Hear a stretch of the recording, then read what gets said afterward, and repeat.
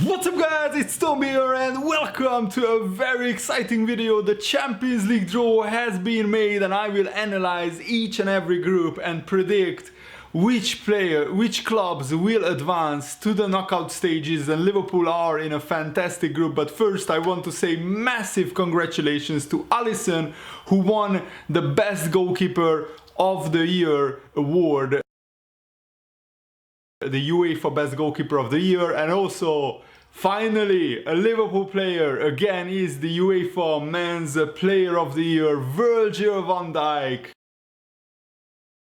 The Colossus wins that award, and he also won the Best Defender of the Year award. So massive congratulations to Virgil van Dijk and to Alisson. And also it was pretty fascinating to see how Virgil van Dijk was talking about, you know, the Barcelona game at Anfield, like sitting almost next to Lionel Messi. That was fantastic. So now let's dive into it. Let's go through the groups, and the first group is Group E, where Liverpool are paired with Napoli, Salzburg of Austria and Genk of Belgium. Genk won the Belgian league, I think, for the first time in their history.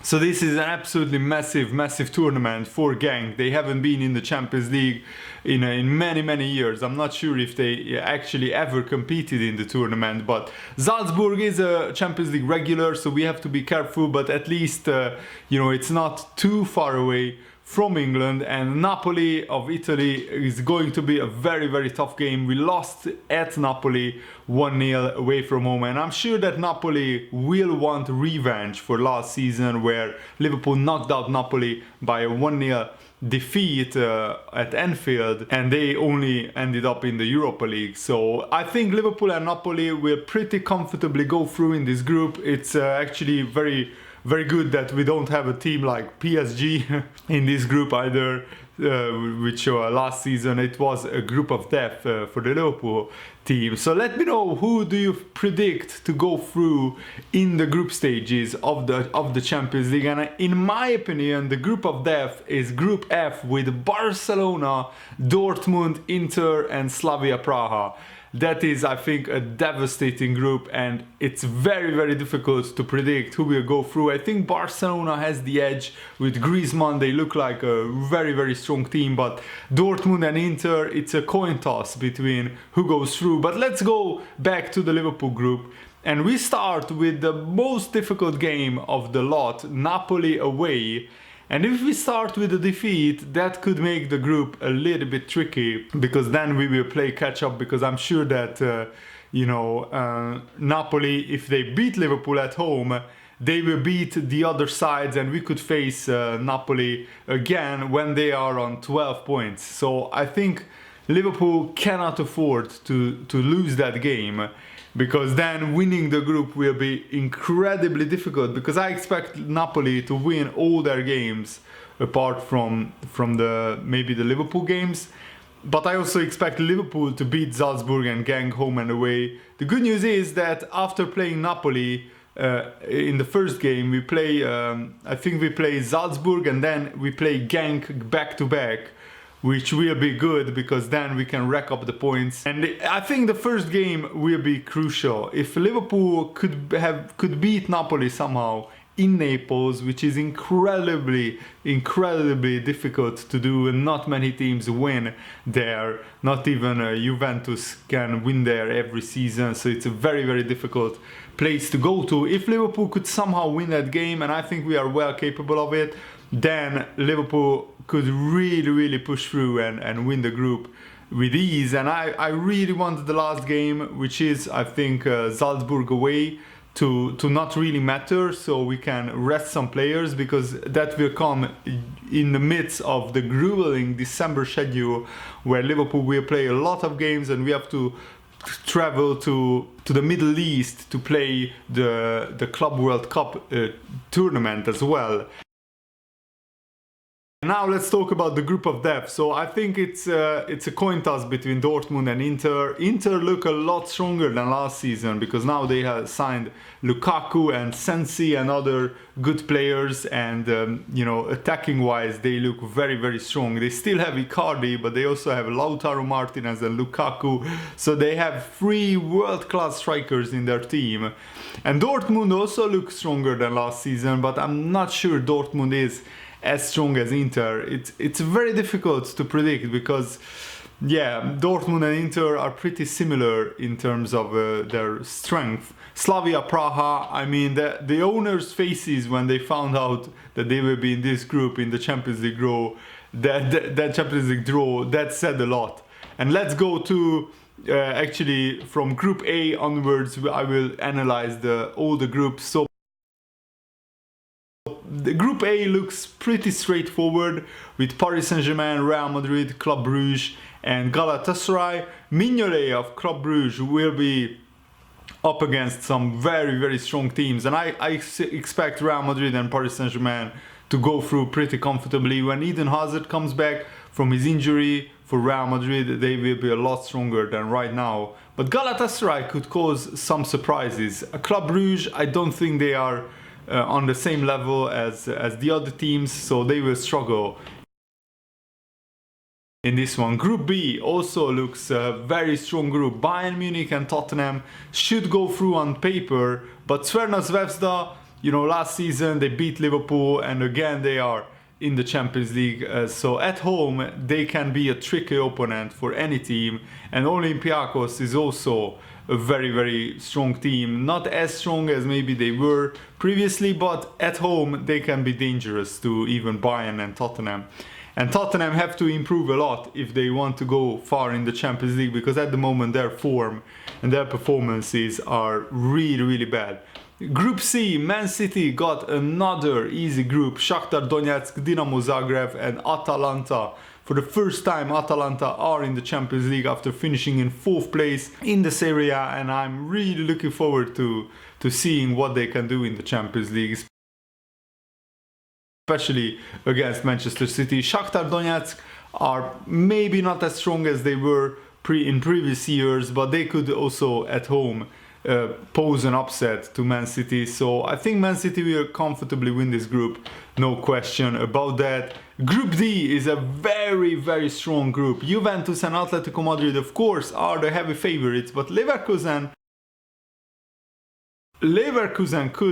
could beat them at home because they are a very strong Bundesliga side, and they have, of course, the fantastic superstar youngster Kai Havertz, who is I think a big target for Liverpool. So Leverkusen at home could pose problems to Atletico Madrid and Juventus. Lokomotiv Moscow are kind of dark horses in this one. They finished, I think, in the top 3 in the Russian league, but they are not as strong as they were. And every single season in the Champions League, there is a group where basically 4 teams of a very close quality are matched up against each other. And this season is Group G.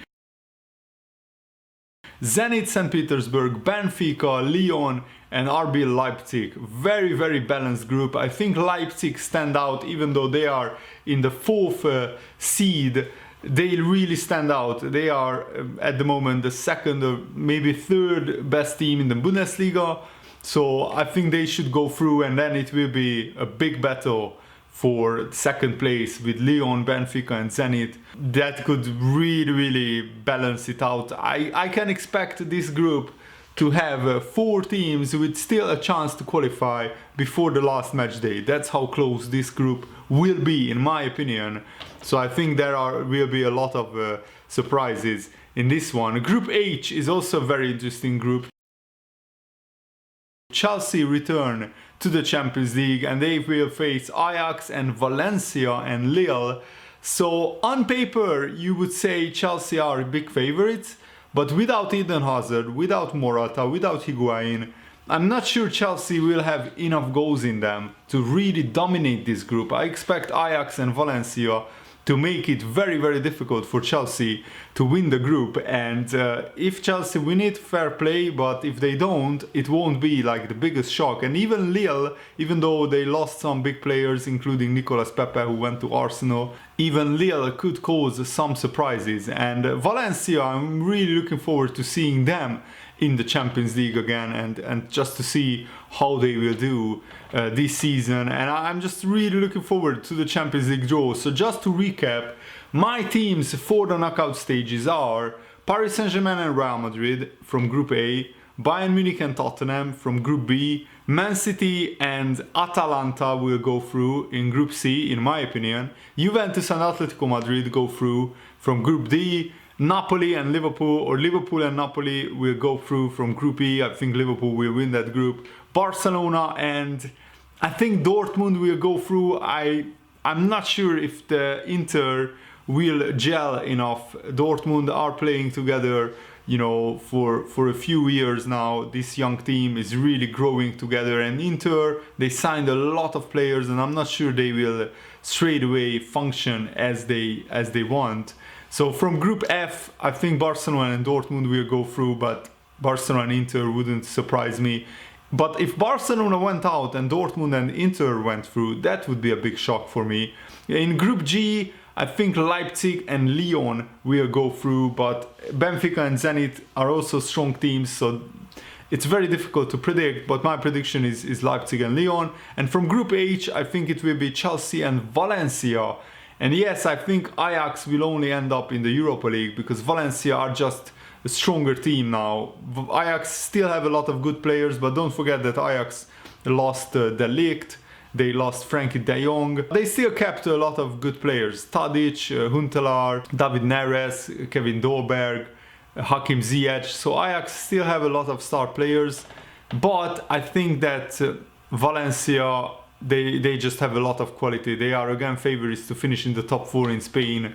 It's going to be very, very interesting how these groups will shape up. Now let's hear what Jurgen Klopp had to say about the Champions League draw. This is what Jurgen Klopp said. Napoli again, I don't know how often I've now played against Napoli, but they are obviously a very experienced side. I will need now to have another closer look at Genk and Salzburg, but I already know they are very young, very exciting, very fresh, so it will be interesting 100%. I don't think I've ever played against Salzburg or Genk, so that's interesting. It's how it always is. It's not an easy group, and not a group where we can hide behind anybody. We have to try everything to go through, but we are really looking forward to it. Like always, now we know the opponents. When we were walking off the pitch from training, I immediately spoke with Divock Origi about playing Genk. We will do our analysis and research on all 3 teams, but we know they all played exceptional seasons last year. Of course, Salzburg are famous for bringing through new players like they did with Sadio Mane and Naby Keita, and they have found a lot of others too, so it will be interesting. Napoli are just a really good side. The home game we played against Napoli was one of the best games we played because it was so rock solid. It was not allowed to concede against Napoli with the strength they have in the counter-attack. The way they play is clear and it's really good. In the preseason games, when we won 5-0 in Dublin, I was not interested in the result. Now this year we lost 3-0, and that's not too interesting, but you just see how good they are. They are not complete, we were not complete, but they are a really good side. Carlo Ancelotti has such experience and has won the competition so often. When they went out last year, it was pretty close. Alisson made a big save in the last second, so they will remember that, and it will be emotional, I'm pretty sure.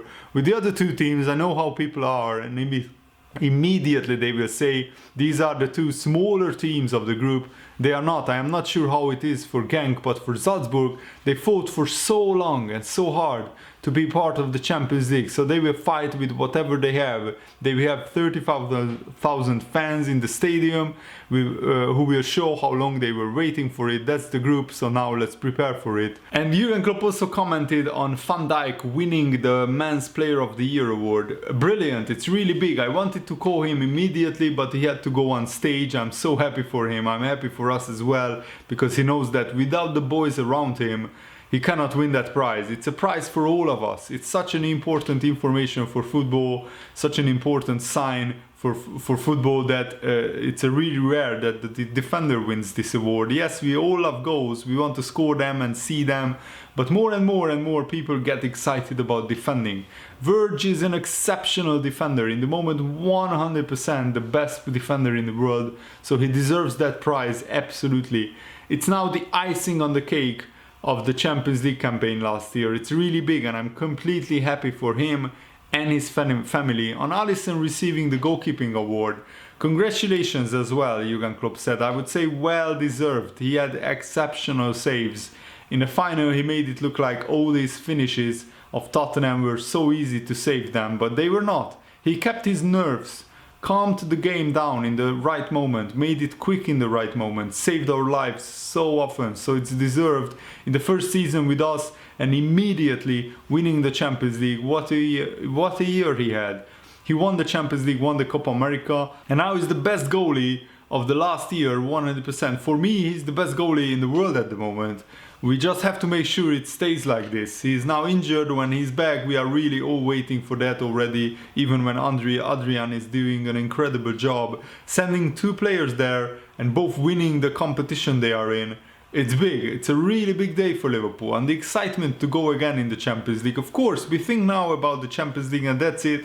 From now on, nobody thinks about the Champions League. We only focus on the league. We have enough time to prepare the games. We will do that. It's brilliant. I'm really looking forward to it. How everybody knows, everybody in Liverpool enjoys Champions League football, so it will be great. European nights at Anfield, everybody is welcome. So let's do it as well as we can. This is what Van Dijk said after winning the Men's Player of the Year award. It feels fantastic. It's a great year, obviously, to get recognition. So for what we did last year is stunning. It's down to everyone at Liverpool, everyone that helped me along the way as well. So it's great. Also, Van Dijk continued. Napoli is a tough game. They are an outstanding team. We obviously got beaten in the preseason against them. Preseason doesn't say too much, but we know how good they are. They have a fantastic squad with fantastic players. Overall, in the Champions League, anything can happen, and obviously everyone wants to beat us as well. We have to be ready. We have to fight for every game. We are going to try to do that. And Alisson reacted like this to his individual award of winning the Best Goalkeeper of the Year award. It was an amazing season with 2 titles individually, the Champions League with the Copa America with the national team, and then this award is very important to me. I just want to say thank you to my teammates, to the people who work with me, the goalkeeping coaches also from Liverpool. They helped me a lot this season to improve on my last season that I had at Roma. Now I'm just looking forward to coming back quickly to have another great season. So it's brilliant to say that Liverpool were really special last season, and it's just right that we have now the best player of the season and the best goalkeeper of the season. So I'm really looking forward to this season as well, and hopefully we will win many individual awards and many titles and trophies. Thanks for watching, guys. Hope you enjoyed this. See you later. Goodbye.